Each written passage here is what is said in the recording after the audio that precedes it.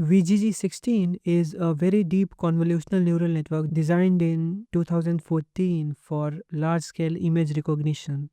The 16 in its name refers to the 16 layers that have learnable parameters, 13 convolutional layers and 3 fully connected layers. It starts with an RGB image of size 224 by 224 by 3 and passes it through 2 convolutional layers, each having 64 filters of size 3 by 3 with stride and padding both set to 1. This gives a feature map of size 224 by 224 by 64. Now, if you did not understand how this happened, you may need to understand how a CNN works, and for that, I have a 24-minute video on the topic that you can check out, as well as videos on some early CNN architectures like Lenet 5 and AlexNet. Next, a max pooling operation is applied on this feature map using a 2x2 pooling window with a stride of 2, which reduces it to 112 by 112 by 64. Then again, 2 convolutional layers are applied, each with 128 filters of size 3 by 3, with stride and padding both set to 1. This gives a feature map of size 112 by 112 by 128. Then another max pooling operation is applied, reducing the spatial size to 56 by 56 by 128.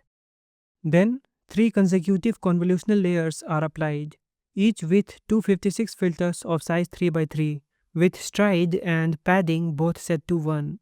This gives a feature map of size 56 by 56 by 256. Then another pooling is applied, reducing the size to 28 by 28 by 256.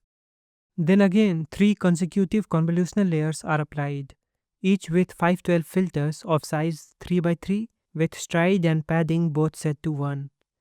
This gives a feature map of size 28 by 28 by 512. Then a pooling layer reduces it to 14 by 14 by 512. Then exactly the same operations are applied once again, 3 convolutional layers with 512 filters each, followed by a pooling layer, giving a final feature map of size 7 by 7 by 512. The feature map is then flattened into a one-dimensional vector of 25,000 values. This input is connected to 2 fully connected layers with 4096 neurons each. In these fully connected layers, dropout regularization is used to prevent overfitting. This whole network uses ReLU as the activation function in both the convolutional and fully connected layers. Modern CNNs use ReLU and its variants to deal with the vanishing gradient problem. And finally, a SoftMax layer with 1000 outputs is used. Why 1000? Because the network is trained on the ImageNet dataset, which happens to have 1000 different classes. VGG-16 has about 138 million parameters.